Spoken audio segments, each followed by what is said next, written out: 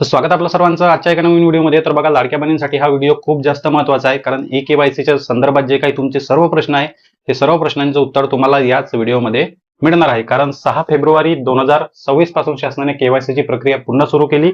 31 मार्च पर्यंत शेवटची तारीख आहे। 31 मार्च पर्यंत तुम्ही केवायसी पूर्ण करू शकता। कोणत्या बहिणींसाठी? तर ज्या बहिणींची केवायसी चुकलेली होती, केवायसीचे प्रश्न चुकले, त्यामुळे त्या बहिणींचा लाभ बंद झाला। नोव्हेंबर डिसेंबर हप्ते त्यांचे आलेले नाही, पेंडिंग झाले।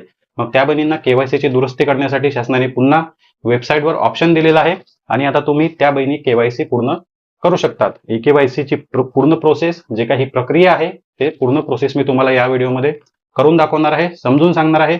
त्याचबरोबर जे काही तुम्हाला अडथळे येतात या केवायसी मध्ये, काही बहिणींना सांगितलं जात आहे की तुमचा आधार क्रमांक केवायसीच्या दुरुस्तीच्या यादीत नाही, आधार क्रमांक दुरुस्तीच्या यादीत नाही तर मग का नाही, या प्रश्नाचं उत्तर सुद्धा मी तुम्हाला देणार आहे। त्यानंतर जर तुमची आता जर केवायसी चुकली, आता जर तुम्ही या केवायसी मध्ये चुकले, प्रश्नाचे उत्तर चुकले तर काय होणार। त्यानंतर काही बहिणींच्या कुटुंबामध्ये सरकारी नोकरीवर व्यक्ती आहे, पेन्शन पेमेंट सुद्धा काही बहिणींच्या कुटुंबामध्ये मिळते, तर त्या बहिणींनी प्रश्नाचे उत्तर काय द्यायचे। मग मी जर तुम्हाला उत्तर सांगत आहे तर त्यामागे काय रिझन असणार आहे ते सुद्धा महत्वाचं आहे, त्या बहिणींनी उत्तर काय द्यायचं।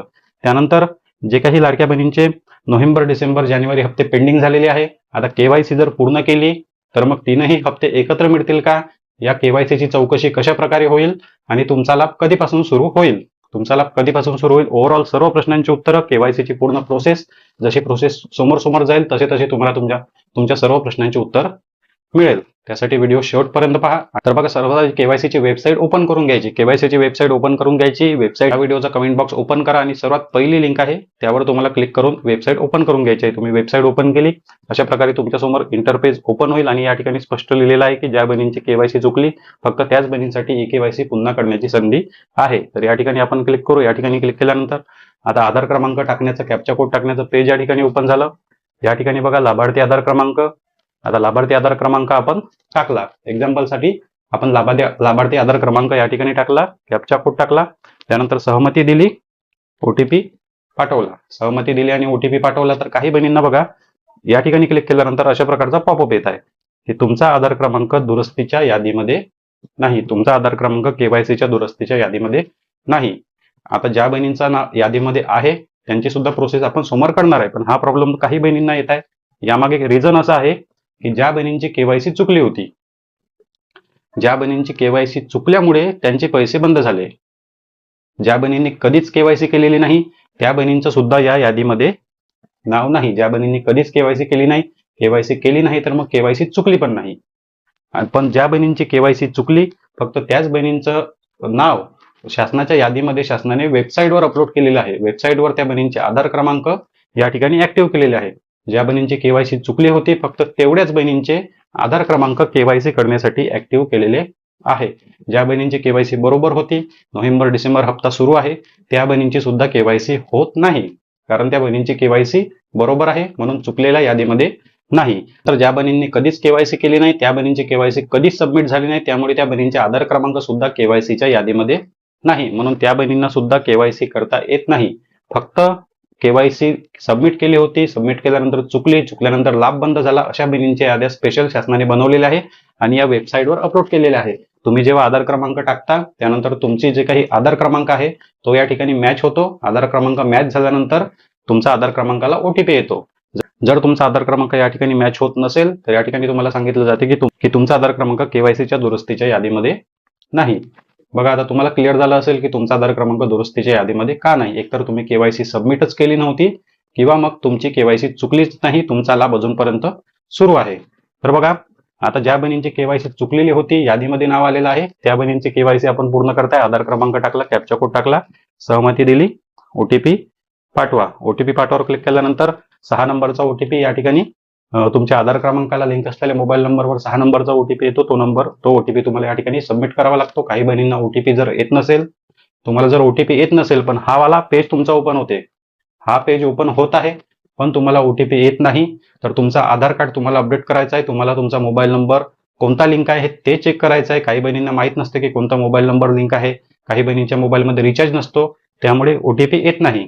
पण हा पेज जर तुमचा ओपन होत असेल तर तुम्ही केवायसी पूर्ण करू शकता, पण तुम्हाला तुमचा ओटीपी सबमिट करावा लागेल। त्यासाठी तुम्हाला आधार कार्ड अपडेट करून मोबाईल नंबर अपडेट करावा लागेल। या ठिकाणी 6 नंबरचा OTP टाकायचा, समाविष्ट करा या बटनवर क्लिक करायचं.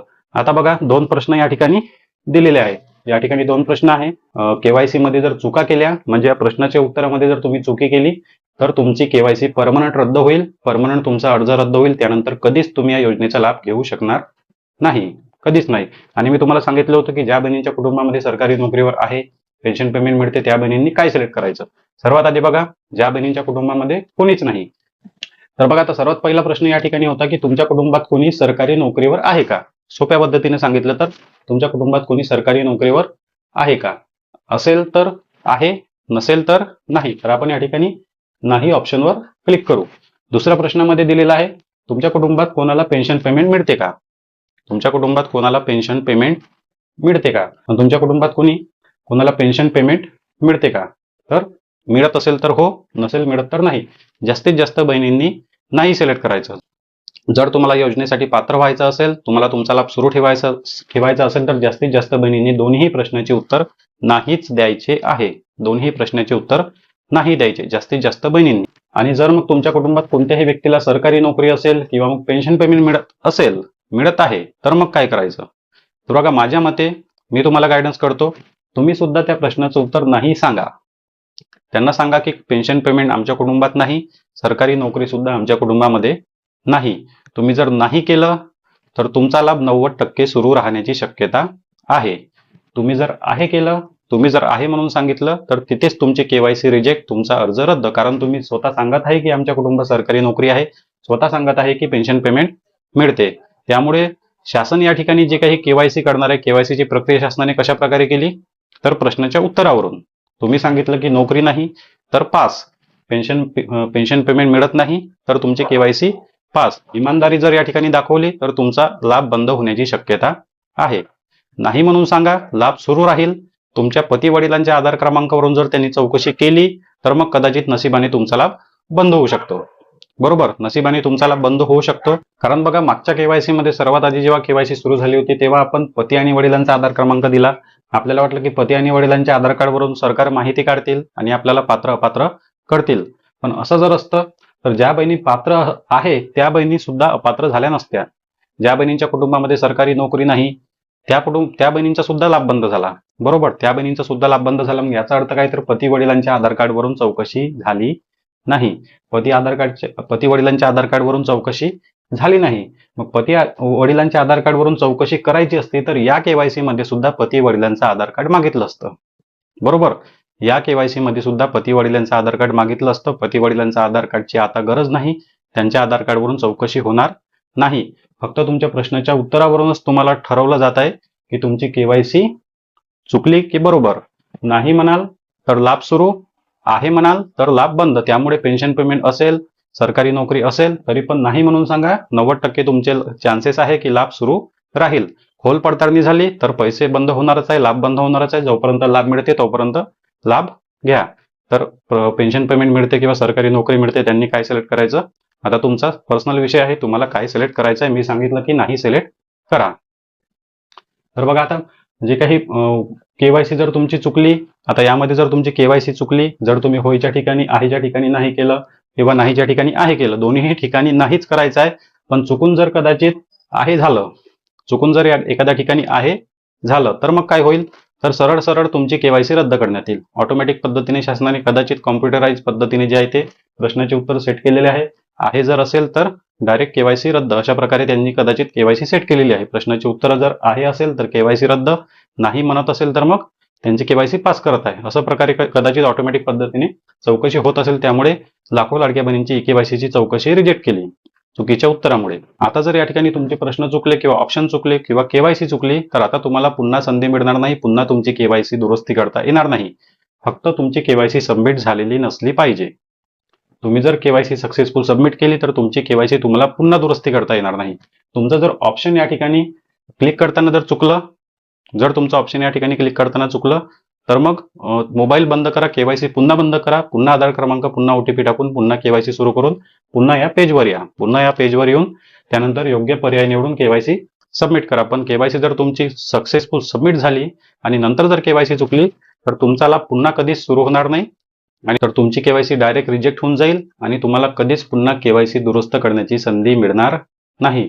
शासन समजून जाईल त्या ठिकाणी की तुमच्या कुटुंब सरकारी नोकरीवर आहे, म्हणून तुम्ही ऑप्शन निवडला. आता ही शेवटची संधी आहे, यामध्ये बिलकुल चुकी करायची नाही, नाहीतर मग डायरेक्ट लाभ बंद लाडकी बहीण योजनेमधून तुम्हाला या ठिकाणी आउट करण्यात येईल. आणि बघा आता मग त्यानंतर दोन्ही प्रश्नाचे उत्तर दिले, त्यानंतर या ठिकाणी टिक द्यायची. आपल्याला एक टिक दिली आणि या ठिकाणी सांगितलं की दोन्ही प्रश्नाचे उत्तर बरोबर दिले, त्यासाठी आम्ही स्वतः जबाबदार आहे. एक टिक द्यायची आणि केवायसी सबमिट करायची. सबमिट बटनवर क्लिक करायचं. सबमिट बटनवर क्लिक केल्यानंतर तुमची केवायसी सक्सेसफुल सबमिट झाली. ग्रीन कलरचा पॉपअप तुम्हाला आला. आता तुमची केवायसी सबमिट झाली, बरोबर, केवायसी सबमिट झाली. तर मग आता लाडक्या बहिणी म्हणत आहे की आमची केवायसी सक्सेसफुल सबमिट झाली, तर आमचा लाभ कधी सुरू होईल? तर या ठिकाणी बघा, आता केवायसी फक्त तुमची सबमिट झाली, केवायसीची चौकशी होणे बाकी आहे. केवायसीची चौकशी झाल्यानंतर तुमचा लाभ पुन्हा सुरू करण्यात येईल. आता केवायसीची चौकशी फेब्रुवारी महिन्यातच पूर्ण होते का, किंवा मग त्यासाठी मार्च महिना सुद्धा निघतो? शासन तुमची केवायसीची चौकशी कोणत्या महिन्यात करते? फेब्रुवारी महिन्यात करते की मार्च महिन्यामध्ये करते? त्यावर या सर्व गोष्टी डिपेंड आहे की तुमचा लाभ कधी सुरू होईल. बरोबर, शासनाने जर तुमची केवायसी फेब्रुवारी महिन्यामध्ये पास केली तर कदाचित मार्च महिन्यापासून तुमचा लाभ सुरू होऊ शकतो. शासनाने मार्च महिन्यामध्ये केवायसी पास केली तर कदाचित एप्रिल महिन्यामध्ये तुमचा लाभ सुरू होऊ शकतो. पण कदाचित शासनाने जर ऑटोमॅटिक पद्धतीने केवायसीची चौकशी केली तर लगेचच तुम्हाला येणाऱ्या हप्त्यामध्ये सुद्धा पैसे मिळू शकतात. पण नोव्हेंबर, डिसेंबर, जानेवारी महिन्याचे हप्ते एकत्र 4,500 रुपये मिळतील का? हा एक प्रश्न लाडक्या बहिणींचा होता. तर बघा, पेंडिंग लाभ मिळत नाही. जे काही लाडकी बहीण योजनेचा रेकॉर्ड आहे, मागचा रेकॉर्ड जर तुम्ही पाहिला तर पेंडिंग लाभ मिळत नाही. ज्या महिन्यापासून तुमचा लाभ सुरू झाला, ज्या महिन्यामध्ये तुमची केवायसी पास झाली, त्याच महिन्यापासून तुम्हाला लाभ सुरू होऊ शकतो. त्याच महिन्यापासून तुम्हाला लाभ मिळेल. पेंडिंग लाभ, तुमचा मागे राहिलेले पैसे कोणत्याच महिन्याचे मिळणार नाही. पण शासनाने जर असा ऑर्डर काढला, शासनाने जर निर्णय घेतला की पेंडिंग लाभ द्यायचा, तर शासन देऊ शकते. पेंडिंग लाभ द्यायचा तर शासन देऊ शकते. पण जुन्या रेकॉर्डनुसार जर पाहिलं तर शासनाने जुने पैसे कोणत्याच बहिणींचे दिलेले नाही. त्यामुळे सर्वात आधी तुमची केवायसी सक्सेसफुल सबमिट करा आणि तुमची केवायसी तुम्हाला व्यवस्थित पूर्ण करायची आहे. जे काही प्रश्नाचे उत्तर होय नाही, कोणत्या बहिणींनी काय सिलेक्ट करायचं, मी तुम्हाला पूर्ण तुमच्या प्रश्नांचे उत्तर या व्हिडिओमध्ये दिलेले आहे.